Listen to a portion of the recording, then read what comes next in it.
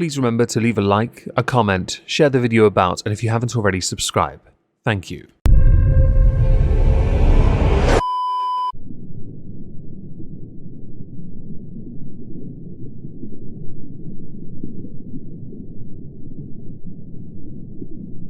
Well, isn't this just fantastic?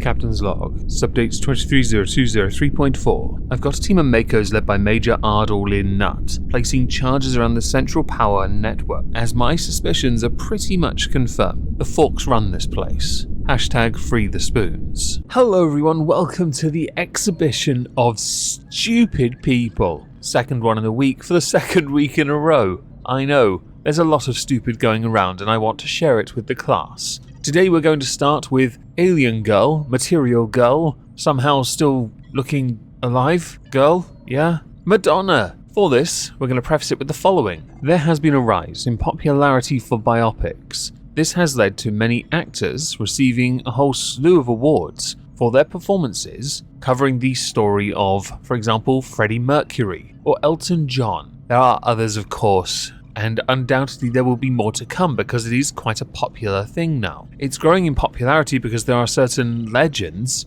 whose stories do need to be told. Books will only get so far because many people don't know how to read, it turns out. But watching something, well, that's easier to do, don't you think? Madonna has had a 40-year career. She is renowned, successful, legendary in her own right for a whole number of things. More recently, it is for trying to defy time itself, which is known impossible and if anything makes her look even older. She's always been a bit contrarian by nature, and that very contrarian nature has often made her look counterculture at every single opportunity. She herself was due a biopic. Now, she had intended it to be a musical, a self-directed one no less. However, it's been scrapped. Now, there are two articles I found fascinating on this. One said why it was scrapped, the other deflected from the reason as to why it was scrapped. So a much anticipated Madonna biopic, which Madonna wanted to co-write and direct,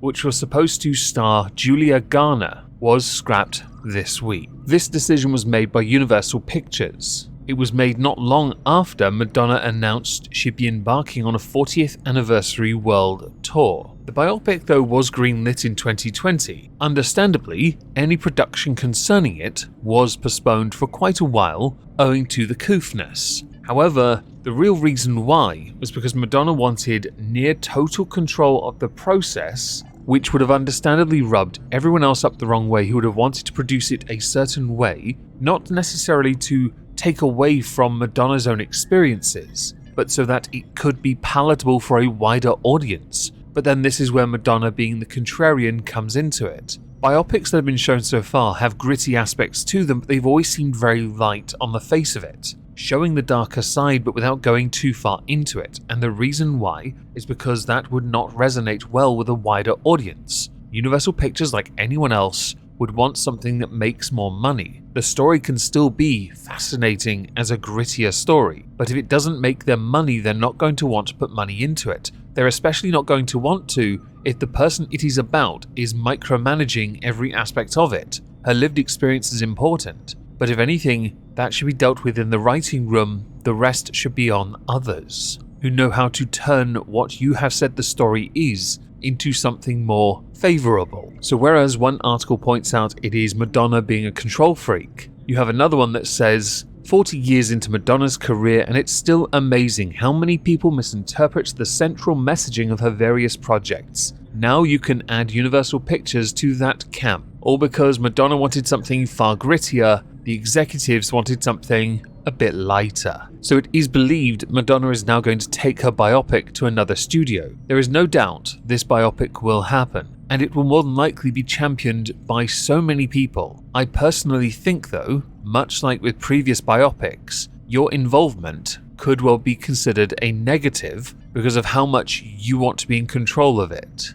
Again, a story is told from you, sure, but if you have all the control, you are considered a risk, not least because of your limited experience as a director and an actor. Although you have been pretending to be young for quite some time, you're not doing very well with it. So moving on from that, back in 2019 published via the Daily Mail, Charis and Matthew Watkinson abandoned their stressful city lives to be totally self-reliant in the wilds of Wales. Sheepshagger Central, but in a wooded region where no one would see someone tenderizing the mutton. The home that they built, all by themselves, is a bit of a hodgepodge of repurposed vehicles. The living room, for example, is an old horse box. The kitchen and children's bedrooms are constructed from a trailer. The master bedroom itself was once a camper van, and outside a 4x4 with a double mattress, which acts as a spare room. Essentially, they live in a trash pile with their 2 kids, but they were smart enough to at least give them a solid meal of stinging nettle stir fry, because they've gone well and truly off-grid. They really didn't want the stresses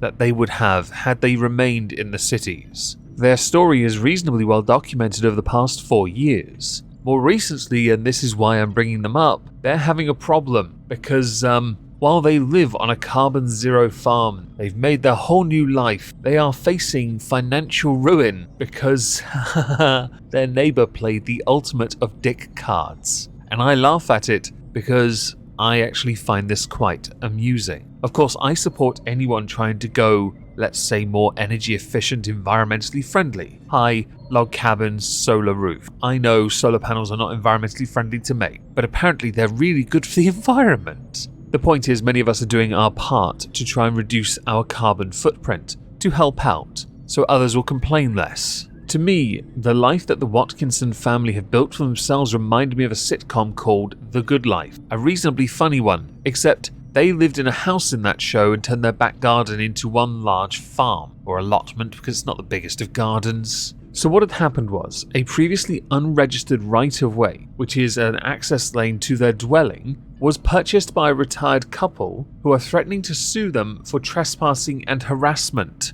but they need that right-of-way so that they can go to and from their property. The Watkinson family believe that this is a personal vendetta, arguing that the retired neighbours have spent tens of thousands of pounds on an issue that is just not worthwhile course. The footpath in question is actually historic. It has been used by the public for hundreds of years to access the Carningley Common. If I've mispronounced that, I'm not Welsh, get good scrub. The Watkinsons, though, didn't consider registering it until it was purchased by the neighbours. The neighbours themselves are against the zero carbon farm. The zero carbon farm itself is part of a Welsh scheme where you can build on greenbelt land as long as you are net zero in the process, and they have been that way for 6 years, therefore proving that it is sustainable and something that they themselves can maintain. The concern of the Watkinson family now is that the neighbours will erect signs and lock gates to prevent members of public from using the paths in, and doing so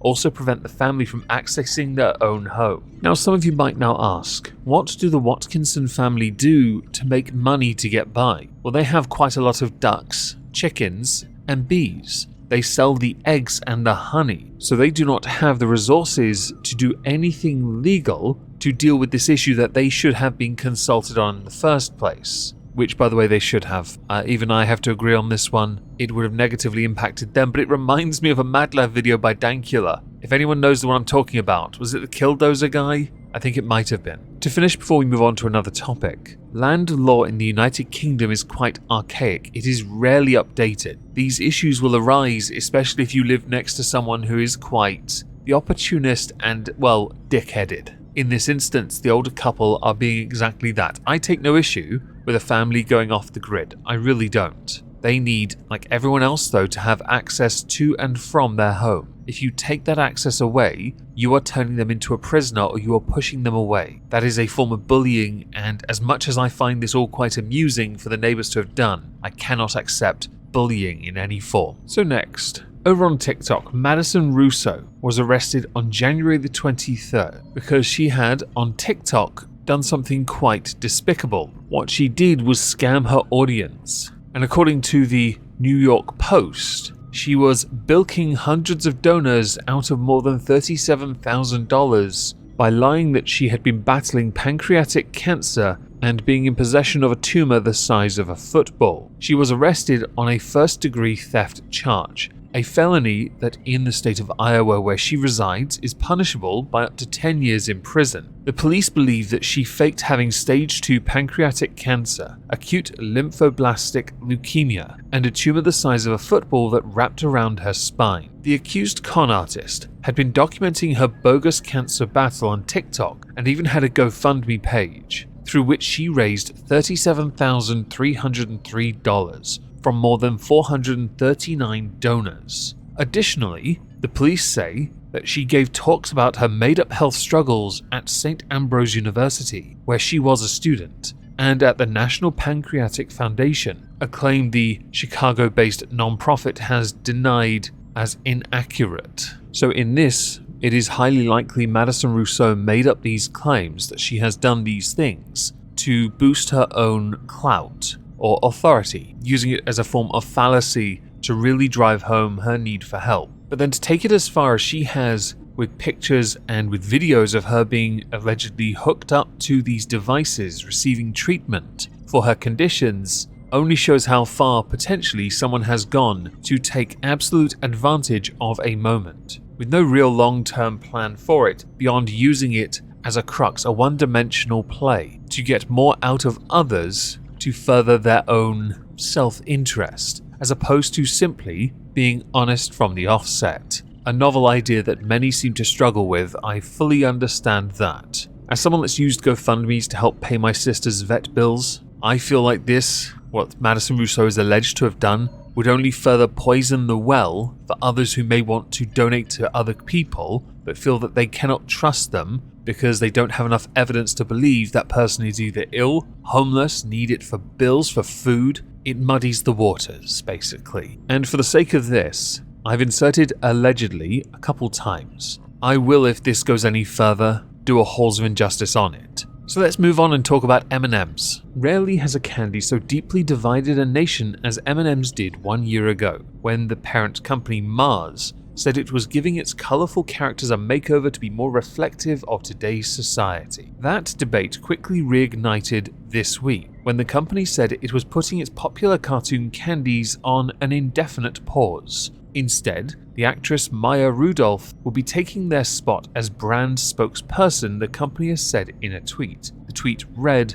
"In the past year we've made some changes to our beloved spokes candies. We weren't sure if anyone would even notice, and we definitely didn't think it would break the internet. But now we get it, even a candy's shoes can be polarizing." What had happened was, the green M&M was switched out, the high heels for sneakers. The company said it was part of a redesign to make the characters more inclusive. This sparked backlash from some who believed that this had become too woke. While the issue gained traction in late September, last year that is, the company introduced a new purple M&M to honor International Women's Day. This created a bit of a furor and it in turn died down by the time the company then announced it was pausing the cartoon characters. This had many wonder why M&M's chose to dredge the controversy up again, especially because now it's receiving flack from both ends of a ideological spectrum. Others, though, who have a brain, think this might instead be a marketing ploy leading up to the company's Super Bowl ad,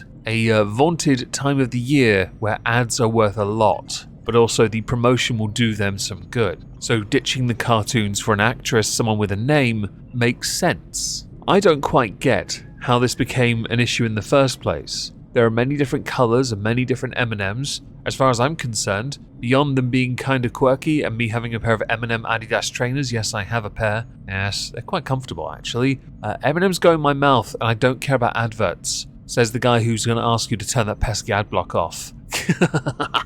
No, for the most part, I don't pay attention to ads. That's what I mean. They'll run though, because I don't have ad block myself. But since most experts do believe this is intentionally done, M&M's backtracking and doing it just to drum up more interest, to create the controversy because cancellation is actually quite profitable. Everyone's inner Ferengi is rubbing their lobes right now. Yes, oh. So the outrage is quite amusing when you consider that all it really does is benefit Mars. They're cartoon characters. I don't know why it matters so much.